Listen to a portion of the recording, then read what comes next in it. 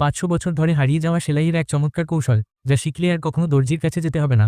জামার হাতা বড় হলে কাটার দরকার নেই। ভিডিওতে দেখানো সেলাই পদ্ধতি ব্যবহার করে সহজেই সমাধান করা যায়। যতটা বড় ঠিক ততটাই সেলাই করুন। এটি যে কোনো হাতার জন্য প্রযোজ্য। শেষে সুতো টেনে হাতা ছোট করে ফেলুন। জামার বোতামের সাহায্যে একটি বৃত্ত আঁকুন এবং সমতল সেলাই পদ্ধতিতে ধীরে ধীরে বর্ডার তৈরি করুন। ভিডিওর পদ্ধতি অনুসরণ করে বর্ডারে 3টি সুন্দর ডিজাইন তৈরি করুন। এতে দারুণ এক সৃজনশীল নকশা সম্পন্ন গলার ডিজাইন তৈরি হবে। উঁচু গলার সোয়েটারকে ভাঁজ করে অর্ধেক নামিয়ে নিন।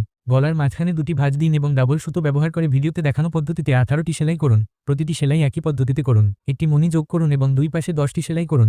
টেনে সুতো টাইট করুন এবং গলায় লাগান। তাতেই সাধারণ সোয়েটার হয়ে যাবে ফ্যাশনেবল। গলার নকশা ছোট করতে একটি লেসের কাপড় নিয়ে লুকানো সেলাই পদ্ধতিতে সেলাই করুন। প্রথম সেলাই শিখলেই পরবর্তী সেলাই কিভাবে করতে পারবেন।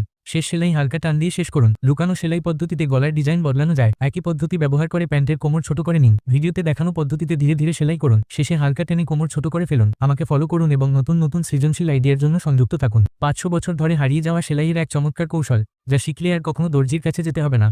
জামার হাতা বড় হলে কাটার দরকার নেই। ভিডিওতে দেখানো সেলাই পদ্ধতি ব্যবহার করে সহজেই সমাধান করা যায়। যতটা বড় ঠিক ততটাই সেলাই করুন। এটি যে কোনো হাতার জন্য প্রযোজ্য। শেষে সুতো টেনে হাতা ছোট করে ফেলুন। জামার বোতামের সাহায্যে একটি বৃত্ত আঁকুন এবং সমতল সেলাই পদ্ধতিতে ধীরে ধীরে বর্ডার তৈরি করুন। ভিডিওর পদ্ধতি অনুসরণ করে বর্ডারে 3টি সুন্দর ডিজাইন তৈরি করুন।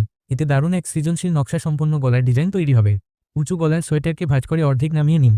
গলার মাঝখানে 2টি ভাঁজ দিন এবং ডাবল সুতো ব্যবহার করে ভিডিওতে দেখানো পদ্ধতিতে 18টি সেলাই করুন। প্রতিটি সেলাই একই পদ্ধতিতে করুন। একটি মণি যোগ করুন এবং দুই পাশে 10টি সেলাই করুন। টেনে সুতো টাইট করুন এবং গলায় লাগান। তাতেই সাধারণ সোয়েটার হয়ে যাবে ফ্যাশনেবল।